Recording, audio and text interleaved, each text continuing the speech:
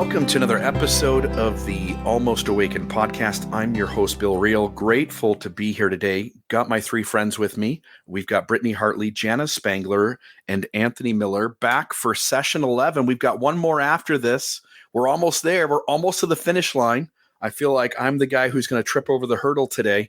We're using Jack Kornfield's Buddhism for Beginners. It is a program on Audible. There are 12 sessions. We are in session number 11. And today, what does he call these? These are the 10 perfections of the heart.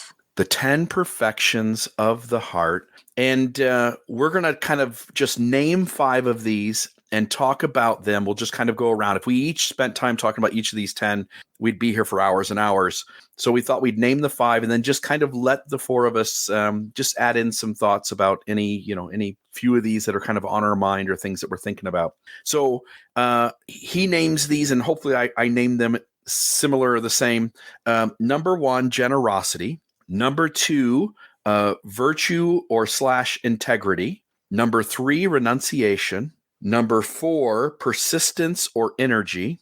Number 5, discernment or wisdom. And we'll start with those 5. So generosity, virtue / integrity, renunciation, persistence / energy, and discernment / wisdom. Any of you 3 got anything on those 5 that you want to just kind of start us off with? And we'll just kind of bounce around with each other talking about these, because this really is, when these 10 things are operating in any given moment, you can almost guarantee you're being present and aware of kind of what's going on in your life at that very second. All right, I'll release the reins. You guys are on. What are your thoughts? I'll go first. The thing that stood out to me was, instead of trying to achieve perfection because you're bad, it's this approach that you're inherently good, right? And so it's this approach that you are removing your barriers that are keeping you from your innate goodness. And that is it's an Eastern approach. It's such a different approach than kind of our Abrahamic religion approach, which will either say that we're fallen or you need to try to strive for perfection and these kinds of things. And so for something like generosity, if you start with you're inherently generous, you inherently know how to love, but there's a barrier there of clinging that is kind of stopping you from your innate generous self, then you don't have to do any striving. You don't have to say, oh, I've got to work harder to become a generous person. It's just this internal, what am I clinging to here that's stopping me from my innate generosity?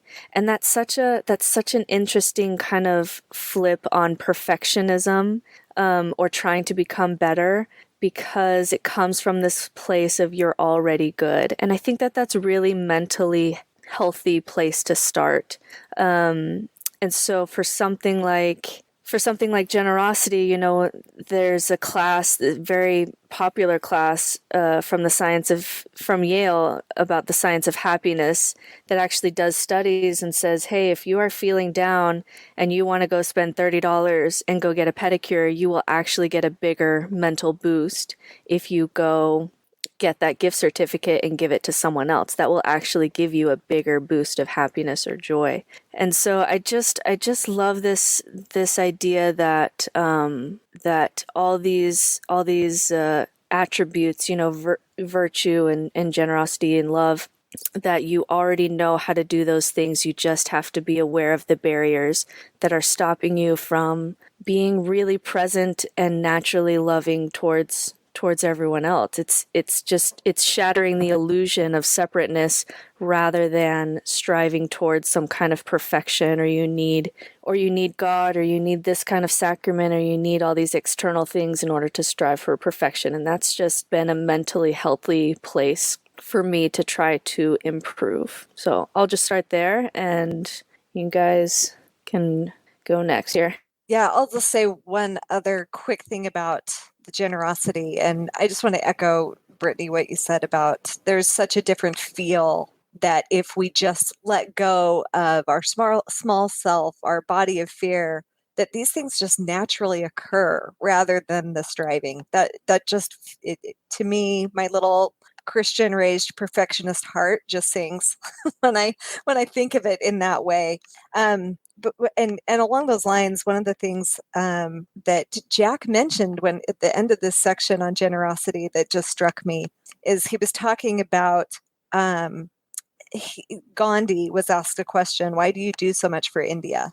And Gandhi said, well, I don't do it for India. I do it for myself. And then Jack goes on to talk about, for the look on the face of a starving person, we will give a lot. We hope that we're the one that baked the bread that could give it to them. And so it's speaking to this joy that we get from this kind of generosity, which it strikes me that from our Western view, we're into this false modesty thing. Like, I'm not supposed to get any joy. Especially women. From giving. Yeah, right. Especially women. You're absolutely right. We're not supposed to get joy from this. We're not supposed to revel in it. We're not supposed to do things because it's good for us. But it is good for us. And let's be real and present to that as well. I loved that idea. Yeah, I have a few thoughts too, jumping on what Britt was referring to in terms of in Western thought, many of these, I would call them maybe core values or attributes. There seems to be this transactional relationship with it, So when we talk about generosity, Jack talks about the joy that we experience from giving to others, which isn't perfect because there are people who are very generous who still experience depression and anxiety and things like that. But certainly there is being generous helps those things. But Jack talks about tentative giving, where we give what's extra, versus brotherly or sisterly giving, where we give when we have more, we give more in a more open way. And then finally, a regal or kingly or queenly giving, where we give the best that we have, because the joy of giving is better than possessing anything. And where I tie that into this idea that, from the system, the belief system that I carried and what is common in Western culture was this transactional relationship. Tentative giving would be like giving a fast offering of the money that you saved because you didn't eat that day, right? I had extra money because I fasted that day.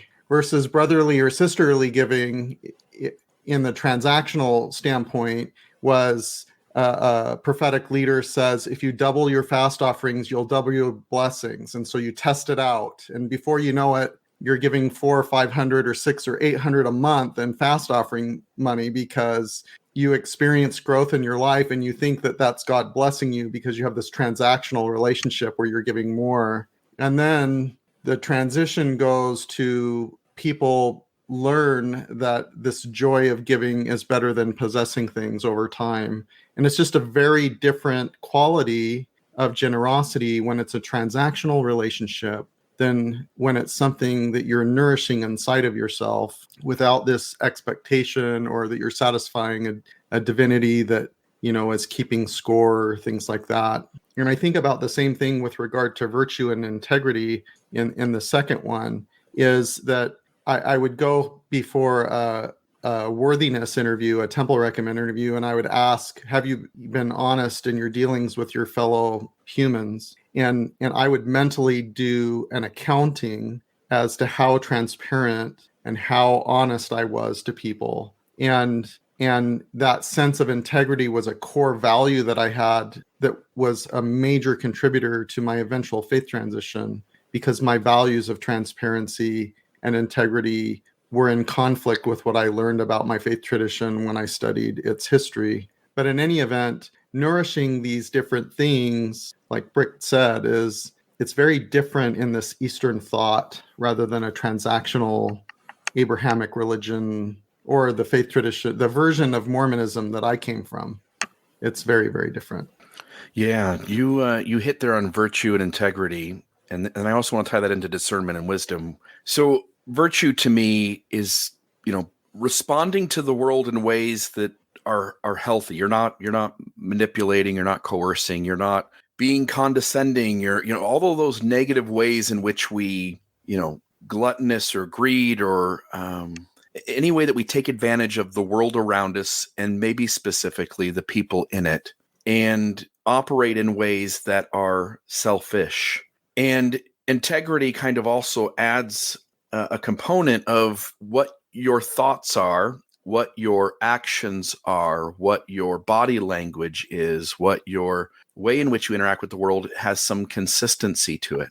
And so integrity to me often means that I say what I mean and I mean what I say.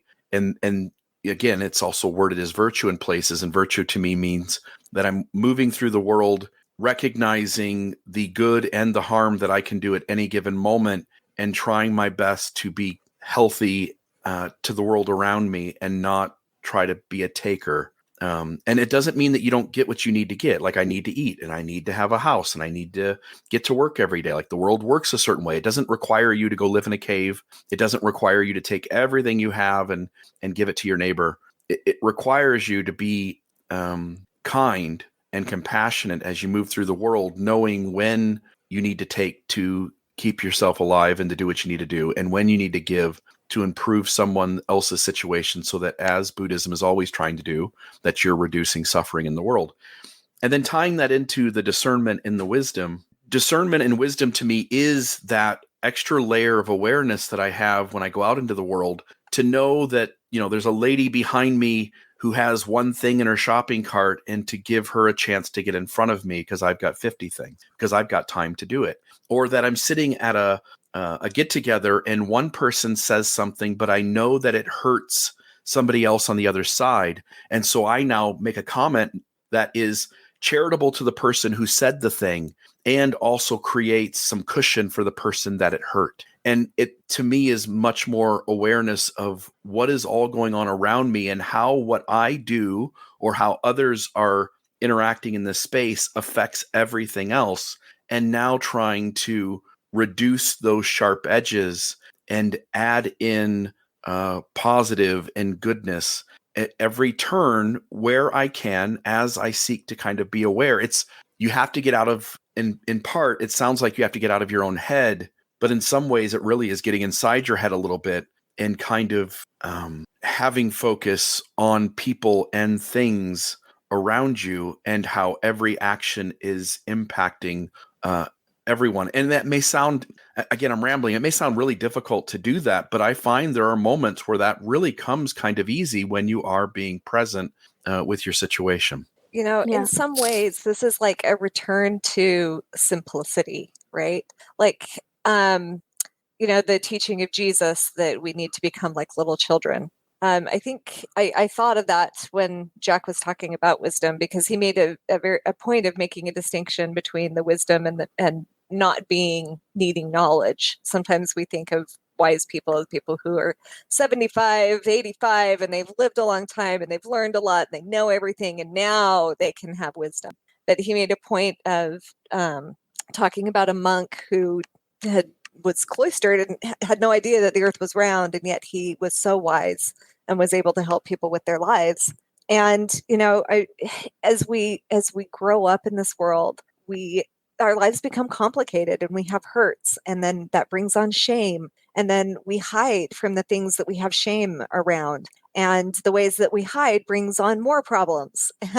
And so much of these qualities that the Buddha is talking about, it is a return to our childhood, to the simplicity. This is why there are so many instances you hear. I wish I had one I can't think of one off the top of my head, but just instances where a child can just speak truth to something so simple because they understand the basics of what is in alignment with our own integrity and virtue. And all of the adults in the room are like confounded by this child because they've been trying to work their way around all of their fears and all of their shame and not really trying to see things as they are. And I think sometimes children have no choice but to be able to name things exactly as they are. And so I loved that. And I'll just say one other word about the renunciation one, because I think that's one of the harder ones for us to really get our mind around because in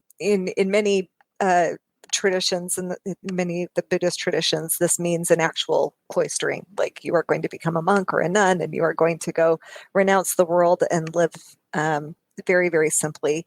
But Jack talks about this being a renunciation of the heart. And it reminded me of a conversation, I want to say it was between Thomas McConkie and one of his mindfulness teachers, Shinzen Young, who says, they were sharing war stories of their Zen retreats and how awful they are and all of the things they have to do to themselves, and waking up at 3 a.m. and sitting Zen, and and talking about how not everyone is going to have that experience where that's opportunity to go put themselves through all these things to learn the mindfulness to overcome all of this. And I believe it was Shinzen said, sooner or later, life will bring the monastery to you. And I think that's really true. These challenges, it's one thing to learn how to do all this stuff and learn how to meditate and sit on the mat and do that well and overcome yourself. It's another thing to be able to take that into the world and to do that in the midst of the storms of your life. So that renunciation is just a feeling of letting go of our natural reactions, our hatred, our grasping, our attachment to the outcomes of things, and just renunciating that we have any of the needs for anything to go exactly the way that we need it to go. Did he say that renunciation, is that where he puts in like the substances and the sexuality? Because it feels like it kind of belongs there. Yeah, I think a lot of these things belong in a lot of different categories. Yeah, he talks about the renunciation of grasping, hatred, fear, greed, those kinds of things, and of thinking that we're in control of things. Yeah. I think that any time we allow something, someone, some thought to distract us from where we should be and what we should be doing, that feels like those are the things we need to renunciate, right? Those are the things we need to put distance between us. At any time we have a motive, or he uses, I think, again, saying drugs or sex, anytime we allow something inside our head or outside of ourselves to distract us from what we should be doing or where we should be, then maybe we need to do something different.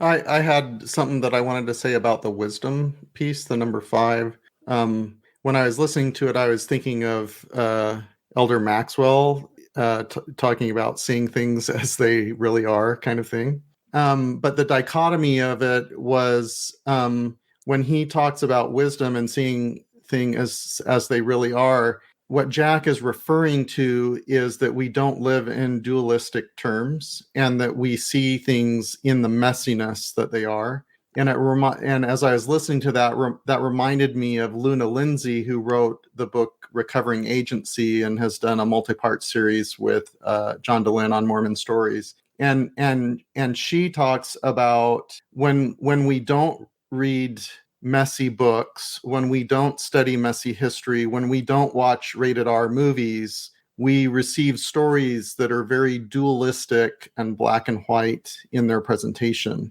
But when we watch, Peaky Blinders on Netflix, or we watch Shawshank Redemption, or we study really messy history, we learn that life is way more complicated, and heroes are also villains, and villains also have redeeming qualities, and there's wisdom in understanding that life shouldn't be seen through a dualistic prism. And anyway, that's what I got out of the wisdom piece. Cool. Anything on? I have one more. Yeah, I have one more thing to add on wisdom, and then I think we can move on. But Jana was looking for a moment where a child just had profound wisdom, and I just wanted to share one. So I have bees on my property, which has been a really spiritual experience for me to really get involved with this super organism of bees, and I'm a kind of a headspace person, and so I got really into the science and how they're communicating with each other and all this stuff. And I was explaining some of this to my child as we're eating, and we're eating a little bit of honey, and I'm explaining, bees live only 45 days. They contribute a 1/4 teaspoon of honey to their hive. And so this honey that we're eating is I'm going into some of the science of it as we're just sitting and eating. And me, I'm just overwhelmed by the complexity of this kind of, this super organism. And my son just kind of sat as he's eating and sitting there, and we're just trying to savor, this gift of honey from my bees. And he just said, we should go out on the property and plant flowers for them. And it was just this pure moment of like, I'm getting caught up in in how many days the bees are alive and how it all works. And he was able to just really see in the moment, the bees gave us this gift. We're sitting and eating this honey. It was an entire life's work of a bee, multiple bees, by the time we put it on a piece of toast. And the natural generosity of him just saying, we need to go out there and plant some flowers for them. And it was just such a pure moment of wisdom, right? Because you can get an advanced degree in bee studies, but the wisdom was we took a surplus of honey from these bees and we need to give something back in return for them because we're dependent on them, and in this beautiful kind of symbiotic relationship. And so that was just a key moment of true wisdom for me. And it's been very personal for me in my life as I've gone on. Education has been a foundation of my life. And when I started my history degree, I knew so much about the world and God and all these things. And now I'm at the dissertation level at in a theology program. And I literally am like, well, I know nothing. Nothing. At the end of this theology degree, I know nothing about God. And it's just been a change of perspective for me to just really concentrate on what wisdom really is in light of how little we just understand the world, what our limitations are for understanding these big questions. So anyway, that's just an example of wisdom from my life. Oh, I love it. Did we say anything about persistence and energy? We didn't. I can say something. Please. So he talks about this being the wise use of energy, right? Which to me, it just feels like intentionality, showing up, being present, giving your energy to things that are in alignment for you. And the thing that struck me with this, of course, I'm hearing everything through this perfectionist lens, is not being afraid to make mistakes, but to offer ourselves as best we can. And I think about how often in my life I have held myself back out of fear of making a mistake or looking a certain way, rather than coming from this intention of, I'm just going to show up in the best intention of my heart and let the chips fall where they may. And there's something very freeing to that to my heart. And he also has this quote from Rudyard Kipling on this. When we meet with triumph and disaster and treat those two imposters just the same, we will discover the secret of happiness. Yeah, I remember that was beautiful. It was. I think about those two things as imposters, as if, triumph and disaster, it doesn't feel like an imposter. Those feel very real in my life. But I think that's the point, right? We attach to these things. We find them to be so important, whether I'm doing good things and being seen to be doing good things, or if I'm failing. And rather than seeing those just coming from a completely different lens, from I need to experience these good things and I don't want to experience the bad things, but rather I just need to show up and be me and be real and with a kind heart, and things will go okay. This is the secret to happiness. The note that I wrote on that section was to have the courage and the wisdom to know what is possible to grow in your metaphorical garden in the present moment, and not force what won't grow in that garden. Yeah, I love that. All right. I've got other things I could say, but they're not going to be as good as filling the time with other things you guys are saying. So the next five are, let's see here, patience, which again, he kind of also throws in, like, let's call this constancy, truth, determination, goodwill, and equanimity. So what are your guys' thoughts on those five? Anything kind of stand out to get us started? Well, I'll just say a word about that constancy thing, just to clarify what was being talked about there. This was something that Jack was quoting Suzuki Roshi, who's a Zen master. He basically said that patience is the wrong translation. So Jack started talking about how patience, the need for it in our society because we're all in a hurry. We're just always in a hurry. And even kids are on this track to grow up and do it well and have hit all their milestones. And we're just in a hurry in our society. And we tend to think that peace, happiness, that thing is just around the corner. And if we just chase it, then we're going to get there. We're going to somehow get there. But if you notice in your lives, the thing you think is going to bring it, you get there and you're like, wait a minute. It didn't solve everything for me. We're so confused by that. So he quotes a couple of people in this. Thich Nhat Hanh, who is a wonderful Buddhist teacher. He says, if you think peace and happiness are somewhere else and you run after them, you will never arrive.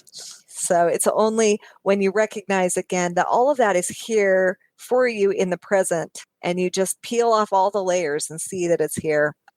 But the patience is the reason that Suzuki Roshi, I think, was pointing out that patience is the wrong idea, is that patience, it implies that we're waiting for something. It implies that we're holding on and I just have to be patient until that thing happens. So it still implies a grasping, where this idea of constancy is just recognizing that it's just here. There's nothing that we're having to be patient or impatient for. We are just recognizing that peace and happiness and constancy is right here all the time. Yeah, he says, like, be present here and here and here. And there is truth to when you are present in this moment actually lasts longer than when you're not present. So it's right in front of you. It's just sitting here right now and doing all these other things.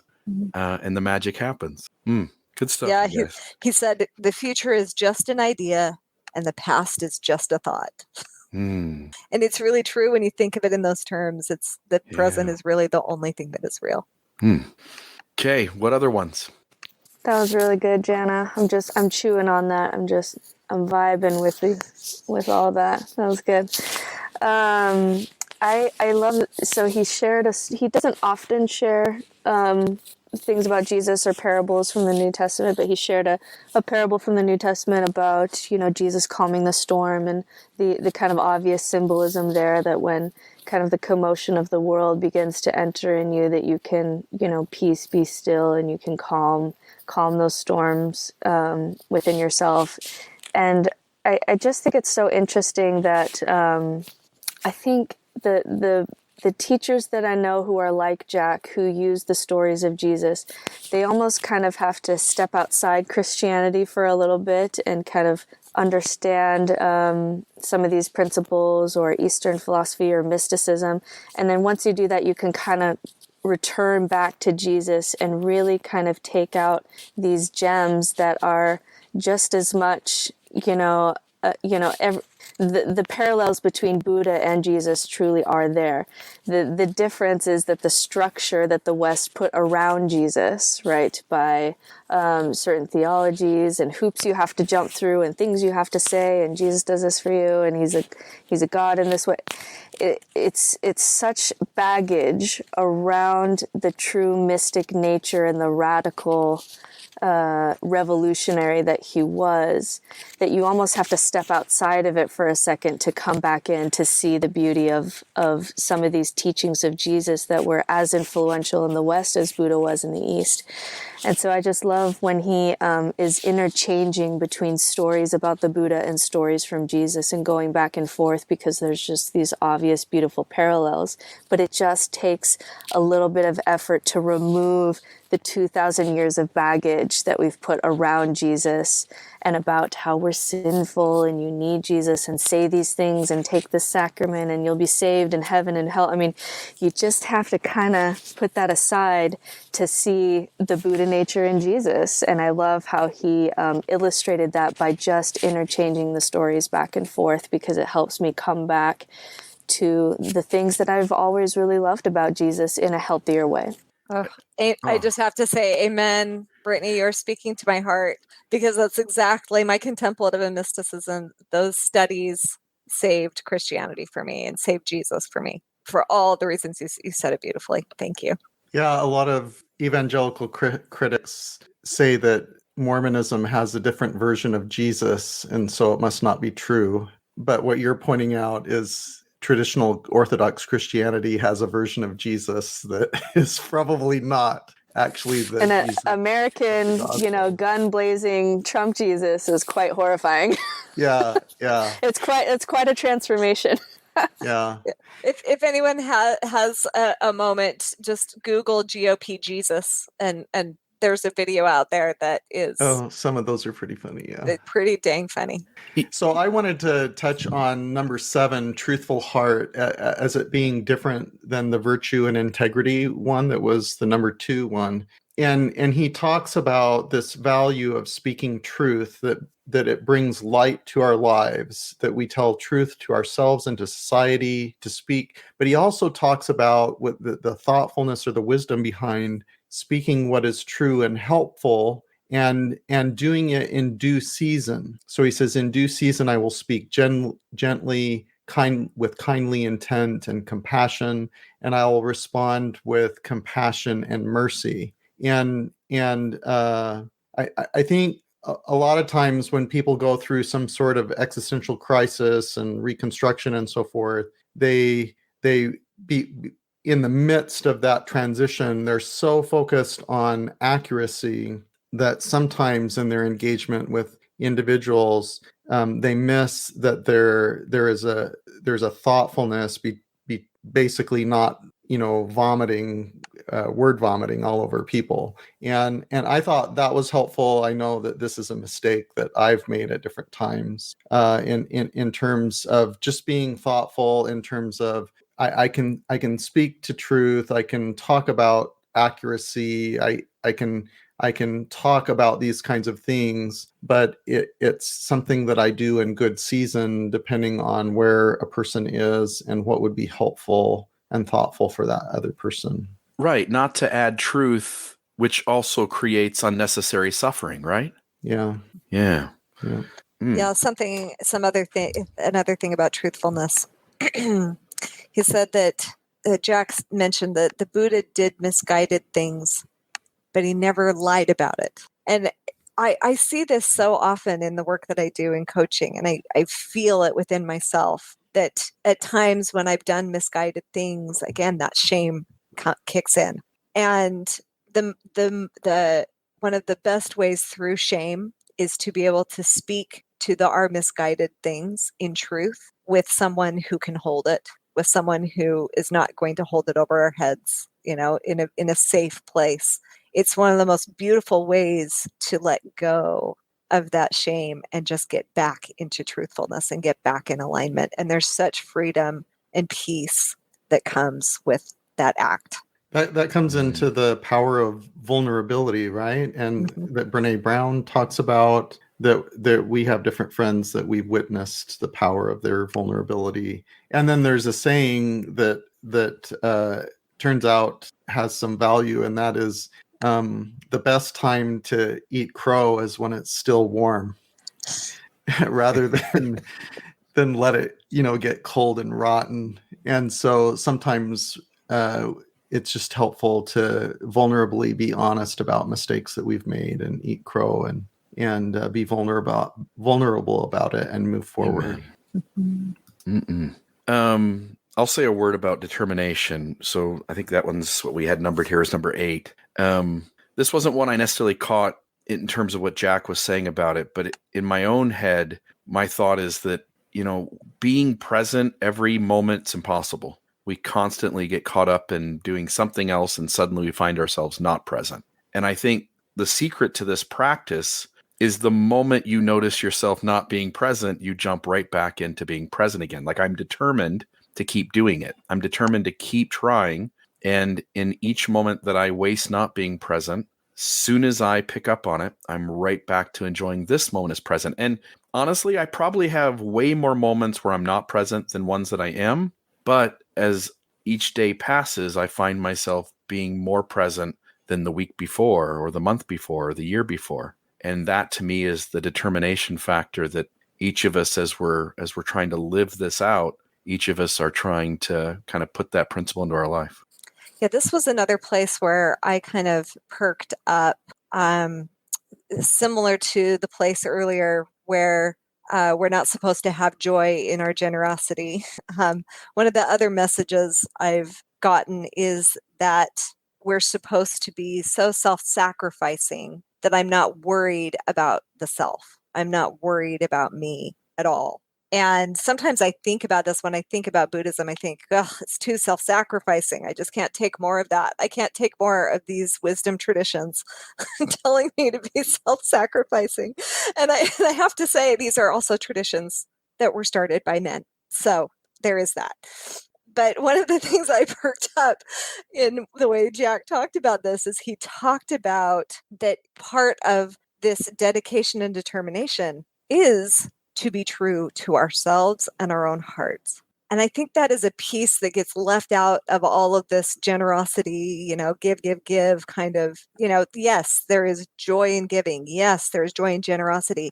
And you've got to be doing that from a place of being true to yourself, resource to yourself, loving yourself. That all of that is not bad. It is not bad in any of these traditions to take care of yourself and to value yourself and be true and in alignment with the self. I got that message. Sorry, go ahead. Finish. Yeah. No, I think that it's a thing with the, the wisdom traditions, the male gurus. We have so many of them, and they are speaking to this really true thing of let go of the ego. Let go of the self, These are all really important things, but I just want to note for all the women out there, in a lot of this, sometimes we women need to build the ego first. We need to build the self first. We need to be given permission for that before we can even step into that place of letting it go in a healthy way. That's such an interesting point that I'm sure comes from years and years and years of coaching women and seeing that they are giving every moment of the day to try to fill in their own self-worth, right? And that takes care to be able to, because you're balancing, right? You're balancing yourself and your generosity for others, and sometimes for women it needs to kind of come from the other direction. But for me, I got that same message that you were talking about when he was doing the energy section, because that was what are you going to use your life energy towards? And I love this quote that says, your second life begins when you realize that you only have one. And that to me is like, okay, that's my, I don't know if you'd use the word ego in that place, but I have a voice and I have a certain amount of limited energy.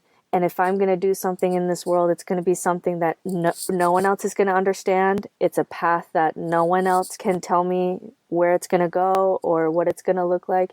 It has to come from my truest, deepest self, because anything less, you'll look back and say, I gave my life energy towards that's not even me.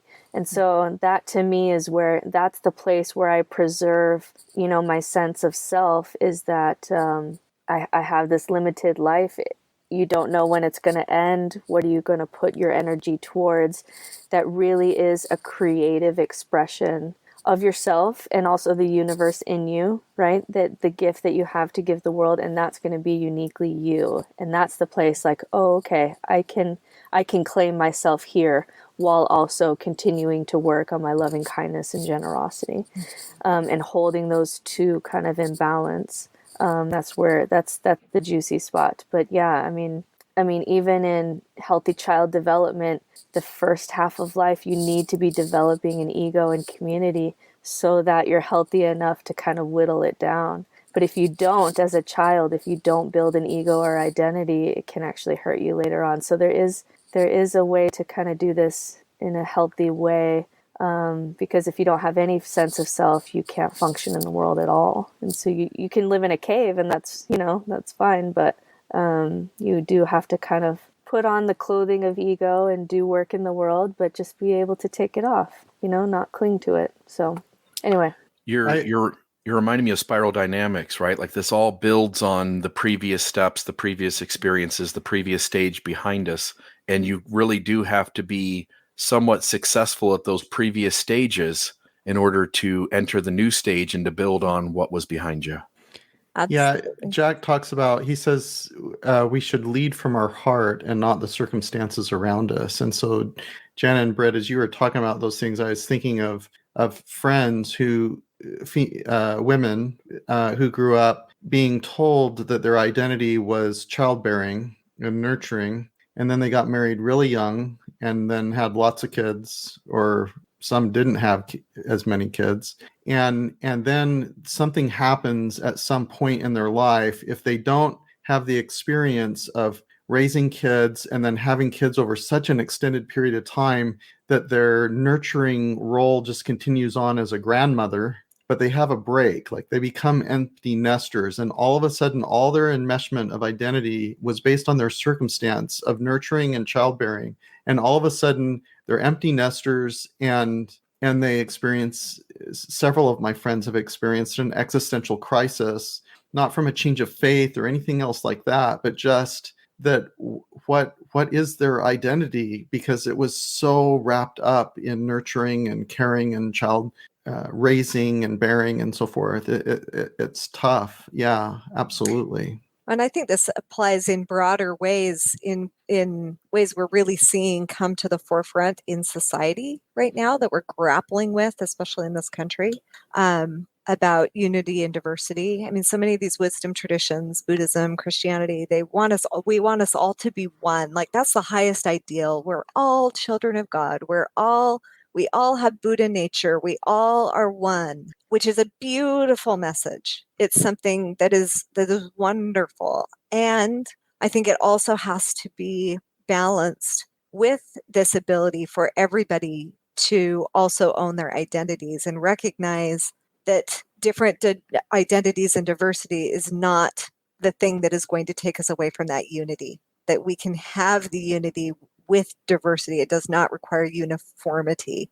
And I see this dynamic playing out in different places within religion, within politics, where people with privilege don't understand that need because their identity has always been uplifted and celebrated. That it's sometimes there's not a recognition that people who have not had that privilege really, really do need to have their identities lifted up and recognized and solidified, and that our way to unity is through that.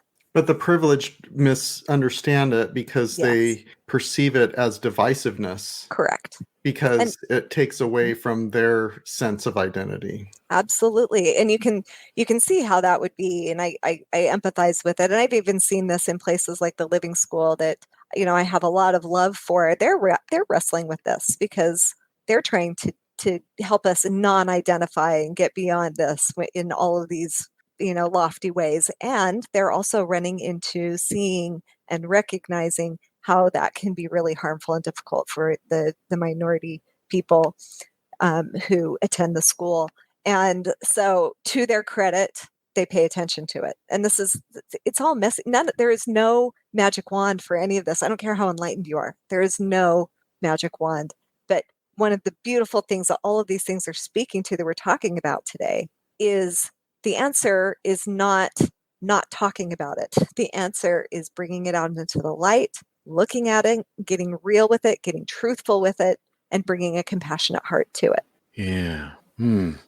The last two here, which I think you guys are kind of hitting on anyway in these last couple of comments, this goodwill and equanimity, this idea, again, in our society, I think it's very clear. I think maybe in other places in the world, this would be a little more ambiguous or subtle, but you can see privilege, who has it and who doesn't, at least if you're on this side of life and trying to sit with those things.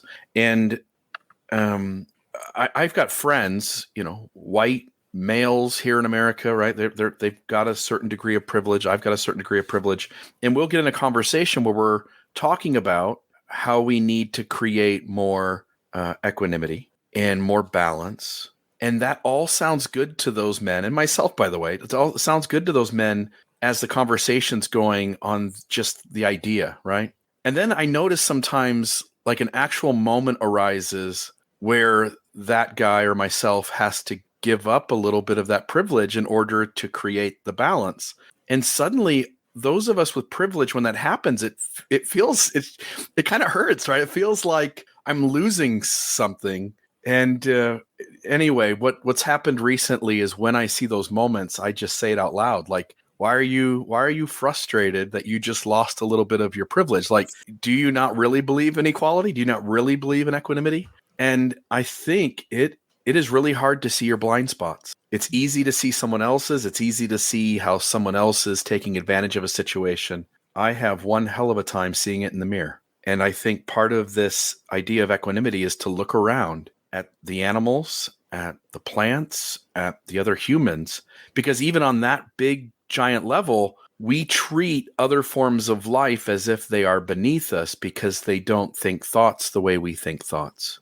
And I'm pretty certain that the universe or planet Earth doesn't give a shit about how the thoughts we think and what we think about ourselves. And that on some level, doing equanimity means stop thinking you're better than everything else because you have thoughts.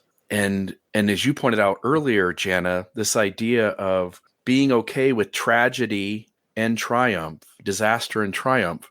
I've tried to relate this to trees before. If we're a tree in the wilderness and the forest catches on fire, that feels like disaster. And in reality, it's just another process on planet Earth, and good and bad as we see it will come from that. If you come back 5 years later, there's new life that wouldn't have been there. There's new things happening that wouldn't have happened if the fire had never happened. And so it really is just recognizing, like, we happen to have thoughts, but we're just the universe doing its thing. And there isn't any part of this universe that's lesser or greater than any other part. And then when you start to now zero in with laser focus on just humans and how we treat each other different, and we can't even get that right, like, let's start to sit with that imbalance and let's start creating equanimity.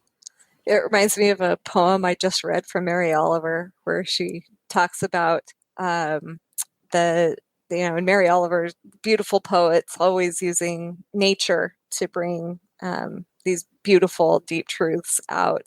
And she tells a poem about a frog who gets eaten by a heron. And she talks about this frog and how this frog is her brother. And then she talks about the heron, and the heron is also her brother. And so she dresses in black and dances. So I had two things, but I like to hear what Britt has to say. I'm gonna gather my thoughts while you talk. You go. Okay, so there was two things. One, on the equanimity, he refers to it as a quality of not removal from the world, but a caring for things from a place of a peaceful heart. That's kind of different than the saying to be in the world but not of the world, right? It's to be in the world and to be one with the world, or part of the world, with a peaceful heart. I thought that was helpful. And then the other thing that he shared was a story of a woman in Peru that I want to share. And whether we take this story from a literal standpoint or a metaphorical standpoint, I think there's value in the story. And there was a story, it has to do with the loving kindness and compassion, the goodwill, friendliness, and loving kindness for others. This woman in Peru served her community with her hands. And over time, she developed rheumatoid arthritis, which was crippling. And so she went to another country, I think it was the United States, and had her hands operated on because they became so crippled, and they would end up being sacred. Her hands were sacred for her because she used her hands to serve others. So then the woman returns to Peru, but due to her illness, she decides to live at a lower altitude than the high altitude in Peru, doing the work that she used to do. So all these circumstances had changed. And then she goes around and wants to serve others, but she can't do it the same because her hands are crippled. And over time, she develops this ministry of just walking together with people in their experience, not using our hands, but being there with them, walking with them, sitting with them. And the level of connection and meaning and compassion and loving kindness that she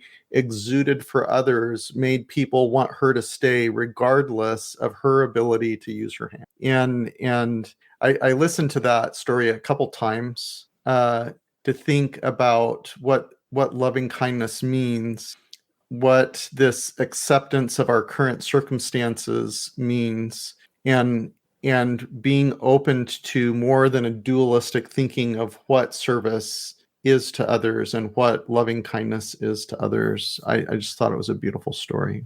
Absolutely. I love that one of the phrases that he said during that is, it's the ministry of walking together. There's this concept we talked about at the Living School, solidarity rather than service. If we're going to do good in the world, it's coming from a place of solidarity, of walking with somebody, not I'm in my place of privilege and I think I know what you need and I'm going to make myself feel good by going and doing something for you. It's not holding yourself above, but it's actually getting into the place with the other people who are also suffering and sitting with them and being willing to experience it with them and putting your body on the line with them. That is a whole different kind of ministry that lifts the other person up and doesn't just make them feel worse. We're really that they're good. having to accept the charity, right? Yeah, we're really good at service with our hands. And so if there's someone in our congregation who has a death in their family or a new baby or an illness or something like that, like the compassionate service and we go mow their lawn and we take them food and we do all of these acts of service that are certainly meaningful and helpful. But there's a level of discomfort, but a level of grace and love and compassion of just going and sitting with that parent who lost their child in a car accident that is so much more expansive, not meaning that we shouldn't do the others, but so much more expansive than taking them a dinner. Right. I think it's the reason that we all love to serve and we hate to be served is because I think we can just inherently feel those different levels of the place that we situate. So there's something really beautiful about just holding hands and walking together and mourning with people. Mm-mm. Well, the only thing I have left to add is just kind of my own experience on how much developing, you can do various things to put these practices and principles into your life. But the one that's changed my life the most is kind of having a nightly ritual of loving kindness. And when I'm tired, it may just be in bed. I just kind of say to myself, may all beings be well, may all beings be happy, peace, peace, peace. And I just kind of end with that note. And when I have more time, I'll sit on my mat and kind of do a loving kindness kind of meditation. And it really has transformed my life because in those moments, I'll know that the next day I need to apologize to one of my children and kind of repair a relationship where I got a little snippy or whatever I did. And, I want it to be something in my home that when you do something not loving or kind, you say sorry and you give hugs. And just last weekend, I was in a big kind of extended family kind of fight. And I swear to you, 10 years ago, without having developed this loving kindness kind of practice, this compassion practice, 10 years ago, if I would have had this same fight with my in-laws, it probably would have ended the relationship. Like it would have just been over. And I would have just said, you said this about me. I don't have to apologize for shit, right? That would have been my response. And I literally was able to do, and it was almost a meditative practice. I drove to their house. I sat down. I started off with how much I love and care about them and how much the relationship means to me. I really watched my ego as certain accusations came up that I thought were unfair or judgmental or whatever, and could just watch my ego and just be aware of it. But in that moment, choose to lead with some kind of bridge of compassion or love and understanding. And through a very difficult conversation where I really had to have a check on my own ego and have a practice where I am giving love and compassion and building bridges, no matter if it's received or not, right? Just because that's the person I want to be. I was able to kind of repair a relationship that in previous years probably would have been broken for some time. And so developing a loving kindness, whether it's when you take a shower or at night or in the morning, it really has been transformative to the relationships in my life, because you don't get so caught on he said this about me, or he thinks that about me, or I feel this when I'm around him. It's just all kind of ego, small self space. And when you become more aware of that, you can lead with the kind of compassion and mercy that you hope others give to you. And it can really transform your relationships. And I've seen that just as recently as this past weekend, where I drove over to someone's house to have a hard conversation and eat crow while it's hot and apologize for my stuff, whether or not they apologize for their stuff. And it really has been transformative in my life to have a loving kindness, a compassion ritual built into my life, so that time doesn't pass for so long before I show love and kindness and say sorry to the relationships that are important to me. Yeah, that's beautiful. And it reminded me, I'm watching a TV show right now on HBO. And it's one of these shows where they're doing a really good job of showing you why humans do what they do. And sometimes we see somebody doing something, we're like, man, you shouldn't have done that. That was unhealthy of you to do. But they did it in such a way that you really can see how the human got to that point. And even though he's offending the other person, you can actually see like, oh, like this is what he's trying to do. He's trying to accomplish this. He's trying to protect himself from that. And this last one of goodwill, because you guys hit on equanimity, and I touched on that one too. This last one of goodwill, which you guys are also hitting on, to me is this idea of operating in good faith. Like other humans that are doing things that violate your conscience, that violate your morality, that violate the way in which you want to show up in the world or allow others to show up in the world. They also got to that honestly. And we sometimes don't get it. Like if we see somebody who's, you can go to the extremes of a serial killer, a child molester. You can just go to somebody who lies in this moment because they're trying to protect themselves from embarrassment or shame. And once you start seeing how humans get to what they're doing honestly, you can start to make space of like, let me stop making unhealthy assumptions. Let me stop making unhealthy judgments. Let me just sit with, hey, this person who's violating me in this moment has come to this moment because of their shit behind them. Just like whatever my shit is in my life, I got to it naturally and honestly.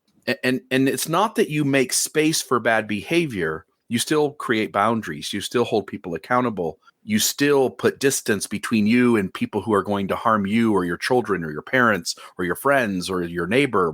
But you also, there's a bit of grace that you also can show up in every one of those interactions with as well. And it may not end with you doing anything different in how you police it from your perspective, but it will make a complete difference in the narrative inside your head as you're doing it. Any other thoughts on that or the other 9? Anything else there that you guys want to get in before we end this conversation? Just a brief expression of gratitude.